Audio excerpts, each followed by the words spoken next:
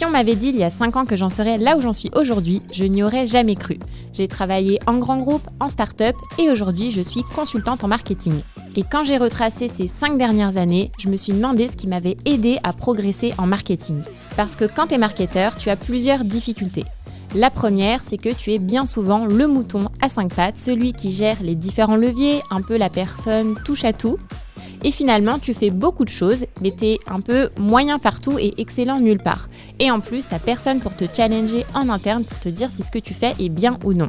La deuxième difficulté, c'est que t'as très peu de temps pour échanger avec tes pairs, c'est-à-dire avec d'autres marketeurs qui pourraient t'aider ou t'apprendre des choses sur des leviers que tu maîtrises moins. Et enfin, t'as toujours besoin de te former pour rester à jour, progresser et ne pas te faire dépasser par la concurrence. Si tu te reconnais, c'est que tu es au bon endroit. Dans cet épisode, je vais te partager mes apprentissages pour devenir un meilleur marketeur. Et moi, ce qui m'a beaucoup aidé dans mon parcours, c'est de bien m'entourer. Et ça va d'ailleurs être la pierre angulaire de cet épisode. Bienvenue dans cet épisode hors série de l'effet marketing que je suis ravie d'organiser en partenariat avec Marketing Flow, une communauté de marketeurs engagés. Ça fait 3 ans maintenant que je fais partie de cette communauté dans laquelle on se forme au growth marketing, on s'entraide et on collabore. Ça m'a permis de progresser en marketing, élargir mon réseau et générer plein d'opportunités. Le tout avec des entreprises à impact positif. Alors si vous êtes marketeur ou dirigeant et que vous travaillez dans une entreprise engagée, je vous invite vivement à aller faire un tour sur le site de Marketing Flow, marketingflow.fr. Et si vous venez de ma part, vous aurez 100 € de réduction sur votre abonnement avec le code LEA100. Je vous mettrai toutes les informations en lien dans la description.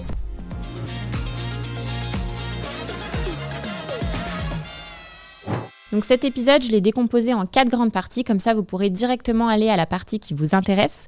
La première partie, elle concerne la solitude du marketeur.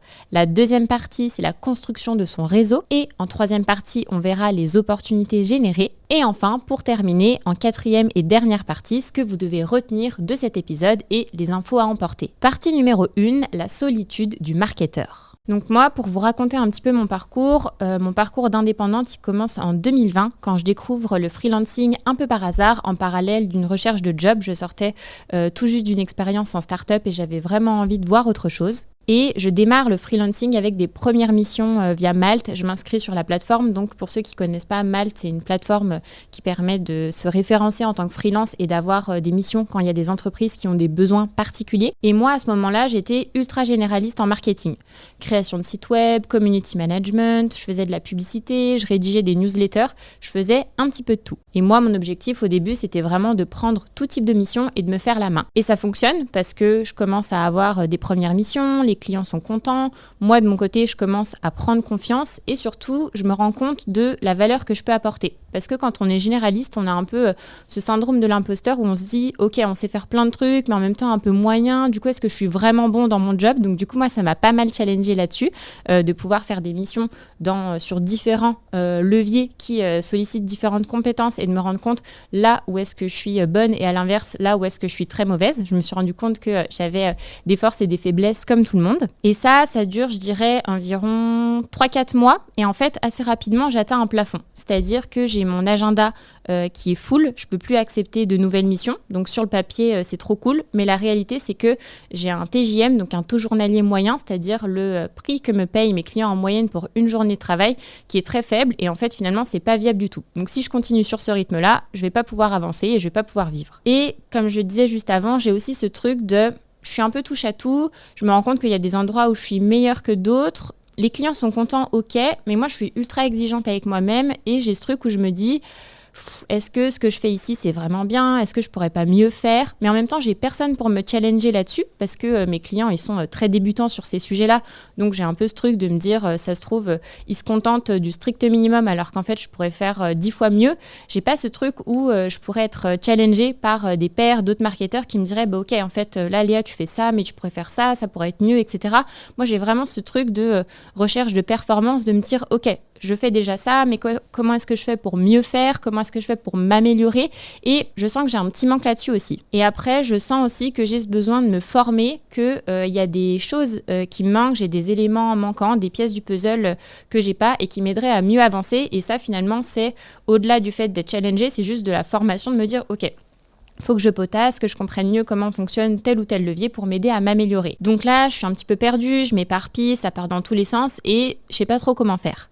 Et là, je me dis, ok, j'ai besoin de structure, j'ai besoin de poser des fondations solides de mon activité et de mes compétences en tant que marketeur pour pouvoir avancer après derrière plus sereinement. Et je comprends aussi que pour passer au niveau supérieur, sur ma partie freelance, j'ai besoin de me spécialiser sur un levier spécifique, c'est-à-dire ne plus être cette généraliste touche à tout, mais de me spécialiser sur un levier de croissance et être excellente sur celui-ci et pouvoir accompagner mes clients exclusivement sur cette partie-là. Donc je sais que je vais devoir choisir des compétences sur lesquelles me positionner et ça, c'est un choix super difficile pour moi à faire parce que j'adore la diversité, j'aime bien faire plein de tâches différentes et j'ai super peur de m'ennuyer en faisant qu'une seule chose tous les jours, même si cette chose-là, je la fais très bien. Et donc là, la solution à ça, c'est que je vais suivre une formation qui va me permettre un format bootcamp, qui va me permettre de structurer mon offre, mon positionnement, de bien définir les clients types avec lesquels j'ai envie de bosser, parce que ça, c'est vrai que j'en ai pas parlé, mais je me suis rendu compte aussi qu'il y avait certains types de boîtes avec lesquelles je préférais bosser par rapport à d'autres. Et du coup, là, je vais avoir une formation intensive de 3 mois qui va me permettre de remettre tout ça à plat et après de ressortir avec un positionnement, des clients cibles et des offres bien définies. Et c'est en rentrant dans cette formation-là que je prends conscience de à quel point c'est super important de s'entourer de personnes qui sont dans la même situation que moi.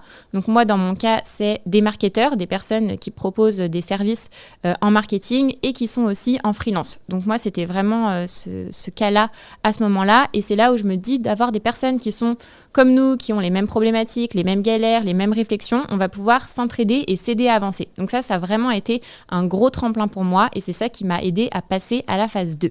La deuxième phase, c'est la construction de son réseau. Et là, je prends 2 décisions.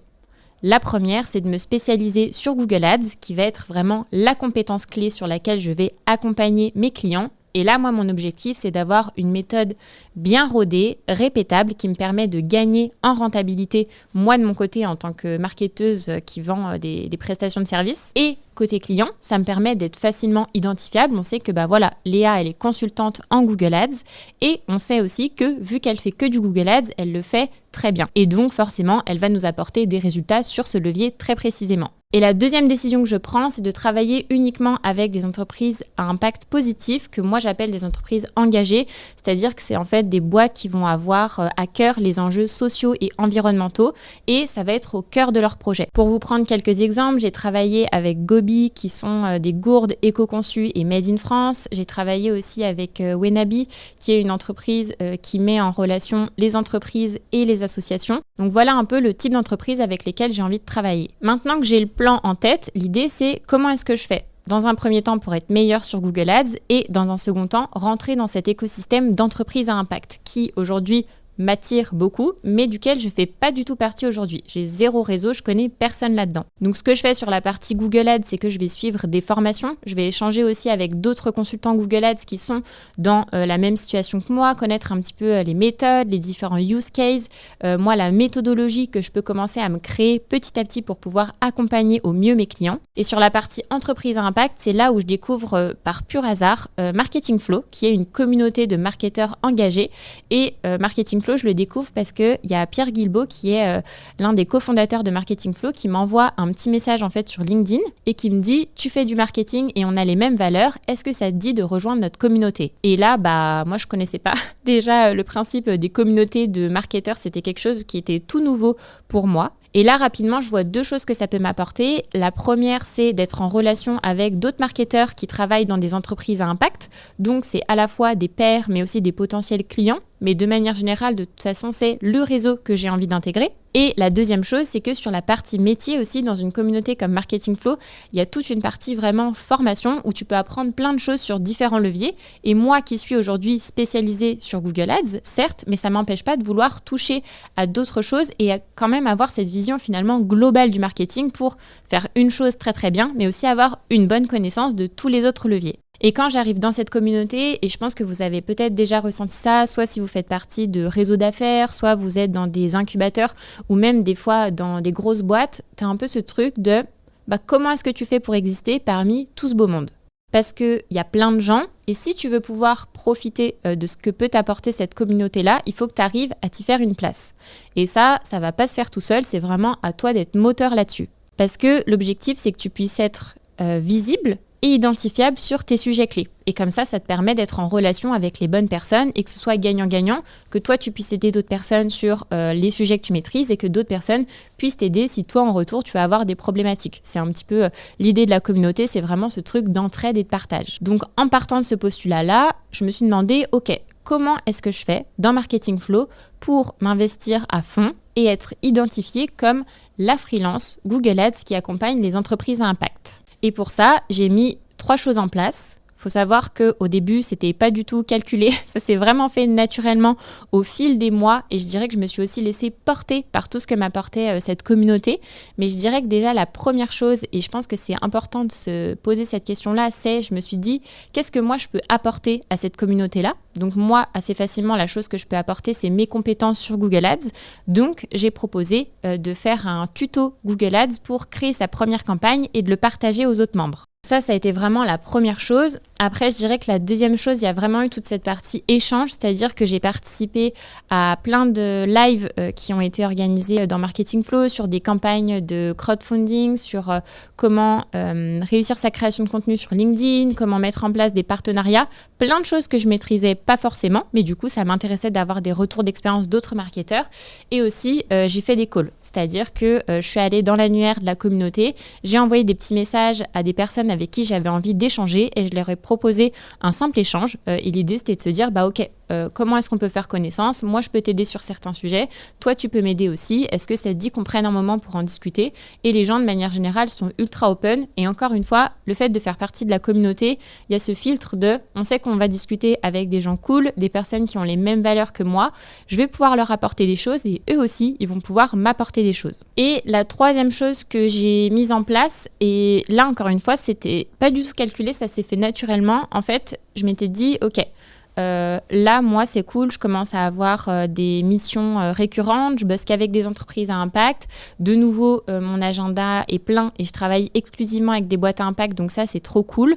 Mais j'ai cette frustration de me dire, OK, j'ai pas mal de demandes entrantes, des petites boîtes qui n'ont pas forcément les moyens de se payer mon accompagnement. Comment est-ce que je peux faire pour les aider ? J'ai pas mal de personnes qui m'envoient des mails, des messages sur LinkedIn et du coup, je me dis, OK, comment est-ce que je pourrais faire ? Et c'est là, en discutant avec Pierre et Mégane de Marketing Flow, que je leur ai dit, en fait, moi, j'ai pas un temps illimité, c'est-à-dire que mon agenda, il est full. Par contre, j'ai quand même envie d'aider. Donc, comment est-ce que j'arrive à trouver le bon compromis entre les deux ? Donc, on brainstorm et à force d'y réfléchir, en ressort une idée qui finalement est devenue un projet aujourd'hui au sein de Marketing Flow, c'est des audits gratuits. L'idée, c'est qu'une fois tous les 2 mois, je vais proposer un audit gratuit sur Google Ads à la communauté. Les membres peuvent directement s'inscrire, ceux qui ont des problématiques sur Google Ads, et moi, je vais pouvoir leur apporter mon aide. Et ce qui est trop cool, c'est que c'est gagnant-gagnant, parce que moi, déjà, d'un côté, j'avais envie de me dire, OK, comment est-ce que je peux aider d'autres boîtes à impact qui n'ont pas forcément les moyens de se payer mes services sans y passer toute la journée parce que j'ai déjà un emploi du temps très chargé. Donc moi, ça me permet aussi de cadrer, de me dire, je sais, j'ai un audit tous les 2 mois. Donc du coup, ça, c'est cool. Et côté membre, du coup, les boîtes à impact de la communauté, c'est trop cool parce que tu as un audit gratuit sur Google Ads, gratuit. Et du coup, toi, ça te débloque et ça t'aide à avancer sur ce levier-là précisément. Et en fait, ce qui est trop cool, c'est qu'une fois que j'ai lancé ce projet-là, ça a fait un peu un effet boule de neige qui est que d'autres personnes se sont greffées en fait au projet parce qu'on en a parlé. Et l'idée, c'est qu'aujourd'hui, les audits dans Marketing Flow, c'est pas uniquement des audits Google Ads, c'est aussi du Meta Ads, un audit sur ton profil LinkedIn, un audit sur l'UX de ton site internet, un audit de ta charte graphique. Et du coup, c'est trop cool parce qu'il y a plein de membres qui sont venus se greffer au projet. Et du coup, c'est ce qui fait qu'aujourd'hui, c'est devenu un projet super cool au sein de Marketing Flow. Donc ça, c'est la troisième chose que j'ai mis en place. Et donc là, ce que je trouve trop cool avec ce genre d'initiative, c'est que tu as un peu ce truc où tu te dis, OK, comment est-ce que je plante des graines, je mets en place des choses et comment est-ce que après derrière, ça prend de l'ampleur et derrière, comment est-ce que moi, ça m'a permis de générer des opportunités. Et c'est justement la troisième partie de cet épisode. Partie 3, les opportunités que ça m'a généré de faire partie de Marketing Flow et d'être en relation avec d'autres marketeurs. Déjà, le premier point, qui est celui, je pense que j'avais pas forcément conscientiser, c'est que j'apprends énormément. J'apprends plein de choses, j'apprends des autres, le fait de voir ce que les autres marketeurs mettent en place dans des entreprises, là où est-ce qu'ils sont hyper forts et où moi, à l'inverse, j'ai des faiblesses. Je peux leur poser plein de questions pour dire, ok, comment est-ce que tu as fait telle ou telle chose. Par exemple, moi, ça m'intéressait vachement sur les campagnes de crowdfunding, de savoir comment ça marche, quelles sont les actions que tu mets en place. J'ai appris que tu avais toute une phase de teasing en amont qui te permettait vraiment de faire décoller la campagne. Tout ça, c'est des choses que je connaissais pas du tout et dont je me suis énormément nourrie, à la fois avec tout ce qui était dispo sur la communauté. Donc, il y a des lives, il y a un espace d'entraide et ça, c'est vraiment trop cool. Et aussi en échangeant directement en one-to-one avec d'autres marketeurs. Parce que ça, je trouve que c'est vraiment un truc qui manque chez les marketeurs, c'est qu'on est vraiment cloisonné tout seul derrière notre bureau à faire nos petites tâches, mais on n'échange pas avec en fait avec des homologues d'autres marketeurs qui sont dans d'autres boîtes et qui font exactement la même chose que nous. Alors qu'en fait, ça nous aide carrément à avancer, de se dire ok, moi la problématique que je rencontre maintenant, il y en a d'autres dans la communauté qui l'ont rencontrée il y a 1 an, 2 ans, 3 ans ou même 3 mois. Et en fait, ils vont pouvoir m'expliquer comment ça s'est passé pour eux. Et moi, ça me permet de gagner énormément de temps, d'apprendre plein de choses et de gagner aussi en sérénité parce qu'on peut avoir un peu aussi cette peur de pas savoir quoi faire, par où commencer, etc. Et du coup, ça, c'est vraiment trop cool parce que ça nous donne déjà une feuille de route. Donc, j'ai énormément appris. Et il y a aussi ce truc ça m'a permis de monter en compétence sur des leviers très spécifiques parce que dans Marketing Flow, il y a aussi toute une base de connaissances, de formation où, par exemple, si je peux vous prendre un exemple concret, moi, je n'avais jamais utilisé l'Emlist de ma vie. J'avais peur de mettre les mains dedans. L'Emlist, c'est un outil de prospection et j'avais peur parce que je sais qu'il y a un truc de si tu paramètres mal l'outil, tu vas directement tomber en spam chez tes prospects et du coup, c'est surtout ce qu'il ne faut pas faire. Donc du coup, là, d'avoir suivi dans Marketing Flow un tuto vraiment pratico-pratique, pas à pas de ok, voilà comment t'installes l'Emlist, comment tu paramètres, comment est-ce que tu lances ta première campagne. Ça m'a permis de gagner un temps de fou parce que sinon j'aurais été allée chercher des vidéos YouTube, des articles de blog, etc. On n'est jamais sûr en plus de ce qu'on trouve alors que là je sais déjà que le contenu est quali et c'est vraiment en format snack, facile à digérer, qui est du coup digeste et du coup je peux rapidement mettre en place derrière. Et ça pour moi c'est vraiment une mine d'or. Et après, ça m'a aussi généré des opportunités très concrètes. À savoir, la première, c'est du business, c'est-à-dire qu'il y a une dizaine d'entreprises à impact de la communauté avec lesquelles j'ai collaboré ou je collabore encore aujourd'hui. Et ça, c'est quand même trop cool. Et ces boîtes-là avec qui je travaille aujourd'hui, il y en a certaines, c'est parce que j'ai échangé avec elles il y a 3 ans. D'autres, c'est parce que je les ai dépannées sur une problématique qu'ils avaient. D'autres, c'est parce qu'on a participé à un live ensemble et du coup, on a échangé et on s'est rendu compte qu'on pouvait travailler ensemble et que ça pourrait être cool. Et d'autres, c'est des audits gratuits que j'avais fait dans la communauté, donc mes audits gratuits sur Google Ads. À ce moment-là, la boîte n'avait pas les moyens de payer quelqu'un pour les accompagner. Mais en fait, 6 mois, 1 an plus tard, ils m'ont rappelé en me disant « Léa, tu te rappelles l'audit que tu avais fait pour nous ? C'était trop cool, ça nous a grave aidé et aujourd'hui, on aimerait bien bosser avec toi. » Et ce qui fait que aujourd'hui, je dirais que j'ai à peu près 50% de mes clients qui viennent de cette communauté Marketing Flow. Et ce qui est ouf, et c'est là où je trouve qu'il y a vraiment un état d'esprit à avoir, c'est que moi, c'était pas du tout mon plan initial. Mon plan initial, bien évidemment, c'était de me dire comment est-ce que je rentre dans cet écosystème d'entreprise à impact, comment est-ce que je me fais ma place dans cette communauté, mais j'étais pas arrivée en mode requin de me dire ok, comment est-ce que je fais un max de business dans cette communauté. Ça s'est vraiment fait très naturellement en disant en fait, je plante des graines, j'aide, et puis en fait, naturellement, ça revient à moi. Et du coup, ça, je trouve que c'est vraiment l'effet ultra positif quand on fait partie d'une communauté, c'est ce truc de donner avant de recevoir et en fait derrière on finit toujours par récolter les fruits de ce qu'on a semé les mois ou les années plus tôt. Donc ça, c'est vraiment la première opportunité.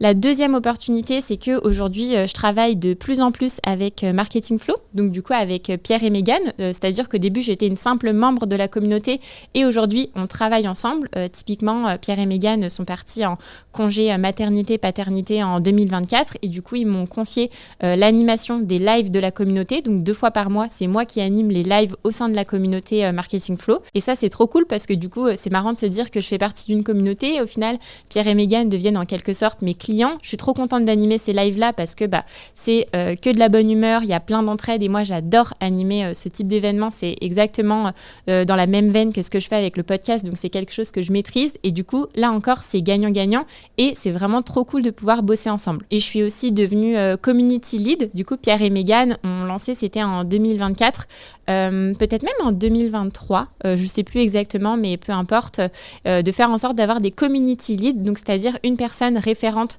par ville pour pouvoir organiser des événements, des after-work. Et moi, je suis à Lyon et du coup, c'est moi aujourd'hui qui suis en charge d'organiser des after-work avec les membres du coup de la communauté. Et ça, encore une fois, c'est trop cool parce que déjà, moi, il faut savoir que je suis pas du tout team after-work. C'est vraiment le genre d'événement ultra malaisant pour moi où je vais avoir la boule au ventre avant d'y aller.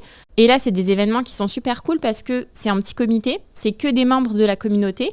Encore une fois, on a ce filtre de gens sympas qui ont les mêmes valeurs que nous et du coup, on sait qu'on va passer un bon moment. Et du coup, là, j'en ai déjà organisé 4-5 et c'est vraiment trop cool. Et là encore, quand on se retrouve, on a ce truc de ok, toi, tu bosses dans quelle boîte? C'est quoi tes problématiques marketing du moment? On s'entraide, on réseaute et ça apporte une dimension physique du coup à la communauté que je trouve vraiment géniale. Et après, la dernière opportunité, du coup, qui est en lien direct avec cet épisode de podcast, c'est des partenariats. Là, aujourd'hui, je fais un partenariat avec Marketing Flow sur mon podcast, moi, l'effet marketing. Du coup, on a 4 épisodes hors série qu'on enregistre ensemble, dont cet épisode, du coup, où je retrace finalement mon parcours et tout ce que m'a apporté Marketing Flow. Et en fait, moi, je suis trop contente de pouvoir faire ce contenu-là parce que c'est la collab la plus évidente et la plus fluide dans le sens où moi, je suis membre de Marketing Flow depuis 3 ans. Je suis hyper impliquée. Ça m'a apporté énormément de choses. Donc, c'est trop chouette pour moi de pouvoir en parler et raconter mon expérience sur mon podcast de ce que m'a apporté Marketing Flow. Et il n'y a pas ce truc de je me force ou j'essaye de vendre leur communauté, etc. Pas du tout parce qu'en fait, c'est ultra fluide et moi, j'y crois à 10 000%. Donc, si je vous dis de rejoindre cette communauté, c'est pas juste pour que vous la rejoigniez et parce que je fais de la sponsor sur cet épisode, pas du tout, c'est parce que j'y crois à fond, je suis moi-même membre de cette communauté et je suis convaincue de ce que ça peut vous apporter en tant que marketeur, que vous soyez salarié ou indépendant et c'est finalement tout ce que j'essaye de vous retracer dans cet épisode au travers de mon parcours. Et donc ça, c'est des opportunités qui, moi, me sont utiles en tant que freelance. Peut-être que ça ne vous parle pas forcément si vous êtes salarié ou dirigeant, mais en fait, ça devrait vous parler parce que on a chacun les opportunités qui nous intéressent. Là, moi, je vous ai partagé les miennes, mais par exemple, si vous êtes dirigeant, ça peut être du coup rencontrer d'autres fondateurs ou d'autres marketeurs d'entreprises à impact qui sont passés par des stades de croissance là où vous êtes, qui ont déjà rencontré les problématiques dans lesquelles vous êtes actuellement. Je ne sais pas, moi, lancer vos premières publicités, lancer votre première campagne de crowdfunding, gérer ses premières relations presse, comment du coup retenir l'attention des journalistes, des médias, etc. Ça peut être aussi de trouver vos futurs partenaires qui sont les personnes qui vont pouvoir vous aider sur tel ou tel sujet, recruter des personnes dans votre équipe. Si vous êtes marketeur, ça peut être trouver d'autres boîtes dans lesquelles vous pourriez bosser plus tard ou alors des boîtes avec lesquelles vous pourriez faire des partenariats. Il y a vraiment plein de choses et de synergies à penser. Et il y a aussi ce truc de vous n'êtes pas tout seul en fait. On est dans une communauté, on s'entraide, on est tous ensemble. Et si vous choisissez de lancer un projet, vous savez que nous, on sera là derrière pour vous soutenir, pour vous challenger, pour vous aider à trouver de nouvelles idées. Et ça, franchement, je trouve que c'est vraiment précieux. Et maintenant, on va pouvoir passer à la dernière partie, à savoir ce que vous devez retenir de cet épisode. À la fin de cet épisode, je veux que vous repartiez avec 3 idées en tête, 3 conseils, 3 informations à emporter avec vous pour devenir un meilleur marketeur. La première, c'est de vous entourer. Entourez-vous de pairs, d'autres marketeurs, des personnes qui rencontrent les mêmes problématiques que vous et c'est en échangeant avec eux que vous allez pouvoir progresser et avancer. Et dans un premier temps, je pense que c'est important de vous demander qu'est-ce que vous pouvez apporter aux autres avant de demander un service à quelqu'un. De se dire, ok, j'intègre une communauté, comment est-ce que je peux aider les autres? Et après de se dire, ok, si un jour j'ai besoin de quelque chose, les autres pourront m'aider. Mais je pense que c'est vraiment important d'avoir cette démarche-là. En tout cas, moi, d'expérience, je trouve que c'est vraiment ce qui fonctionne le mieux, de donner avant de recevoir. Et vous verrez que ça vous servira toujours. Et quand je vous dis entourez-vous de marketeurs, finalement, c'est construisez votre réseau, élargissez les personnes avec qui vous échangez. Ça vous servira toujours pour la suite et ce, sur du long terme en fait. Ça peut vous servir à 6 mois, 2 ans, 5 ans, 10 ans. Ça, c'est vraiment des choses qui vous suivront tout au long de votre carrière de marketeur. La deuxième chose, c'est de vous former. Là, je vais rien vous apprendre en vous disant que le marketing, ça bouge vite, ça évolue vite, encore plus avec l'IA. Franchement, si vous ne vous mettez pas à jour régulièrement, que vous n'êtes pas à la page et que vous n'avez pas ce réflexe de se dire « Ok, comment est-ce que je fais ma veille et comment est-ce que je me forme en continu ?» Vous allez rapidement être dépassé, périmé et les autres vont finalement vous passer devant parce que eux, ils auront ce truc de s'être nourris en continu. Et du coup, ça, je pense que c'est vraiment super important et il faut vraiment pas sous-estimer l'importance de se former. Et donc ça peut se faire avec des formations, des lives que vous pouvez suivre, des podcasts que vous pouvez écouter. Il y a vraiment plein de moyens de se former. Trouvez le vôtre, mais en tout cas, il faut vraiment que vous en trouviez un parce que c'est super important. Il faut toujours chercher à développer vos compétences, sinon vous allez stagner. Et la troisième et dernière chose que je veux que vous reteniez, c'est de déclencher des opportunités. Par exemple, quand vous arrivez dans une communauté, faites le premier pas. Dites-vous qu'est-ce que vous pouvez apporter aux autres. Allez parler à d'autres gens, aidez-les. Et c'est comme ça que derrière, vous serez récompensé. Je pense que c'est vraiment important d'avoir cette démarche d'être moteur, proactif et d'aller vers les autres. Et surtout, de ne pas hésiter en fait. Vous voyez quelqu'un avec qui vous avez envie d'échanger et avec qui ça pourrait être trop cool. Bah voilà, vous envoyez le message, vous n'hésitez pas. En plus, si vous faites partie de la même communauté, c'est beaucoup plus facile parce qu'il y a ce truc de on fait partie de la même communauté, donc a priori, on va avoir des synergies. Donc vraiment pas hésiter là-dessus parce que si vous n'osez pas et que vous restez tout seul dans votre coin, ça va pas fonctionner. Donc voilà, vraiment avoir ce truc de ok, j'y vais et je prends les choses en main. Voilà, on arrive à la fin de cet épisode. J'espère que ça vous a plu. Du coup, cet épisode hors série avec un format un peu particulier où vraiment je vous partage mes apprentissages, mon parcours. J'espère que ça vous aura donné envie de vous former, de rejoindre des communautés et de progresser aussi en marketing et que mon exemple aura pu vous aider et vous donner peut-être de nouvelles idées. En tout cas, si vous avez la moindre question, des retours à me faire ou me dire vous aussi comment est-ce que vous faites pour devenir un meilleur marketeur, mettez-moi en commentaire vos retours et j'y répondrai avec plaisir. Merci beaucoup d'avoir écouté cet épisode. Si vous l'écoutez sur YouTube, n'hésitez pas à vous abonner à la chaîne. C'est comme ça que vous serez au courant des prochaines vidéos. Et si vous l'écoutez sur Apple Podcast, Spotify ou autre, n'hésitez pas à mettre 5 étoiles sur les plateformes d'écoute. C'est vraiment ce qui m'aide le plus à faire découvrir le podcast. Et au travers de cet épisode, vous l'aurez compris, s'entourer quand on est marketeur, c'est méga important. Et pour ça, je vous conseille de rejoindre Marketing Flow dès maintenant. Et en plus, il y a une nouveauté cette année dans la communauté. Pierre et Mégane vont lancer des bootcamps d'1 mois sur des sujets très précis pour vous aider à monter en compétences. Par exemple, le premier bootcamp qui va être lancé, ce sera sur Meta Ads, ce sera en avril et l'objectif, c'est qu'en 4 semaines, vous soyez capable de lancer et rentabiliser vos campagnes sur Meta Ads. Donc si ça vous intéresse, rendez-vous sur Marketing Flow pour postuler à la communauté et avec le code LEA100, vous aurez 100 € de réduction sur votre abonnement. Je vous dis à très vite.